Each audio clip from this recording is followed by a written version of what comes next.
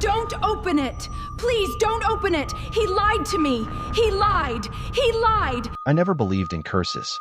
Growing up, my grandmother was always telling strange stories about spirits, omens, and things that lived beyond the world we could see. Most of the time, I smiled and nodded. I loved her, but I thought those stories belonged in old folk tales. Then she died, and everything changed. My name is Maya, and this is the story of how one jar destroyed my family in just 4 days. Before Grandma passed away, she called me into her room. She looked weak, thinner than I'd ever seen her. Her hands trembled as she reached beneath her bed and pulled out an old clay jar. The jar was small, sealed with red wax, and covered in strange symbols. "Promise me," she whispered. "Never open this jar." I laughed nervously. "Grandma, what's inside?" Her expression immediately changed. "Fear. Pure fear. Promise me." I swallowed. "I promise." She nodded. Then she died 2 days later. At the funeral, everyone cried. Everyone except my cousin Vanessa. Vanessa had always been jealous of me. She thought Grandma loved me more. Maybe she was right. After the funeral, the lawyer announced Grandma's will. To everyone's surprise, Grandma left the mysterious jar to me. Nothing else. Just the jar. The rest of the family received money, jewelry, land, and valuable antiques. I got a dusty old container. Vanessa laughed. "Looks like Grandma left you her trash." Everyone joined in. I pretended not to care. But deep down, I wondered why Grandma wanted me to keep it. That night, I placed the jar on my shelf. And for the first time, I noticed something strange. The wax seal felt warm, almost alive. I told myself I was imagining things. The next morning was day 1. I woke up to 20 missed calls. Vanessa had been in a car accident. A serious one. Her luxury SUV had suddenly lost control and crashed into a tree. She survived, but barely. The entire family rushed to the hospital. Everyone blamed bad luck. But when I visited Vanessa, she grabbed my arm. "You opened it, didn't you?" "What?" "The jar." I stared at her. "No." She looked terrified. More terrified than someone recovering from a near-fatal crash. Before I could ask why, she turned away. That night, I couldn't sleep. Around 3 a.m., I heard something. A soft tapping sound. Tap, tap, tap, coming from the shelf. The jar. I switched on my lamp. Silence. The room was empty, but I could have sworn the jar had moved. I convinced myself it was stress. Then came day 2. My uncle Marcus lost everything. His business suddenly collapsed after an investor withdrew millions overnight. Employees quit. Contracts vanished. His company was destroyed within hours. At dinner, everyone argued. Everyone blamed everyone else. Then my aunt pointed at me. "This started after your grandmother died." The room fell silent. I felt sick.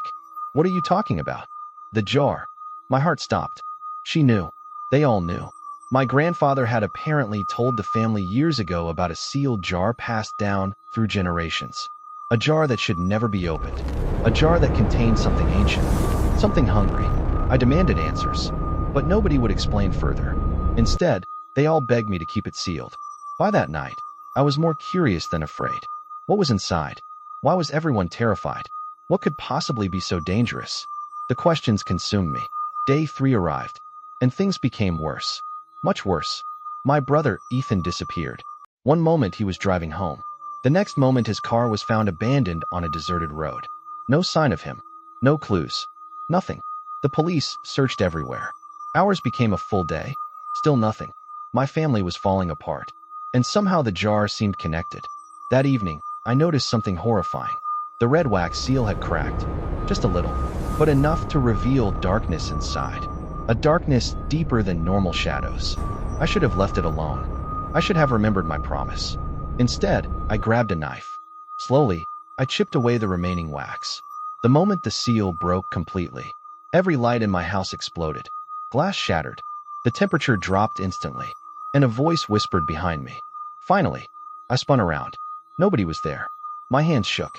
The jar had fallen over. Inside was a folded piece of paper. Nothing more. No monster. No spirit. Just a note. I unfolded it. The message contained 6 words. They were never protecting you. My blood ran cold. Suddenly memories flooded back. Grandma's fear. Vanessa's panic. My family's secrecy. Something wasn't right. Then my phone rang. Unknown number. I answered. "Maya." It was Ethan. My missing brother. I nearly collapsed. Ethan, where are you? His voice trembled. They lied to us. Who lied? The family. Before he could explain, the call ended. Day 4 began with chaos. Ethan returned home, exhausted, terrified, and carrying documents. Old family records, letters, photographs, proof. According to the documents, generations ago our family made a bargain. Not with a spirit, with greed.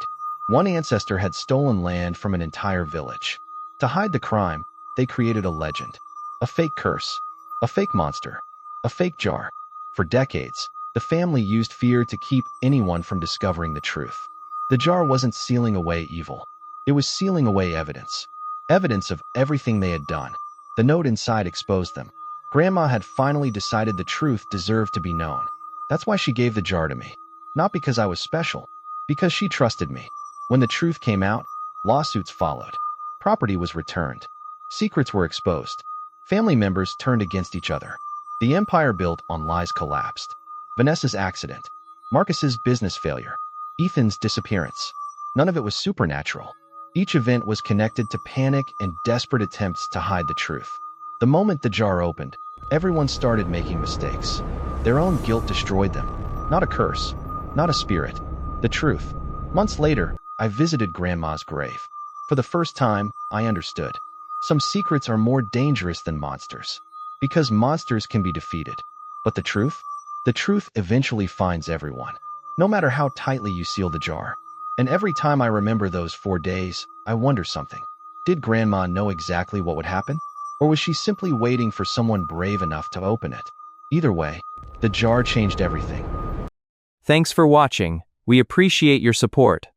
If you enjoyed this, please like and subscribe. It helps us bring you more great content.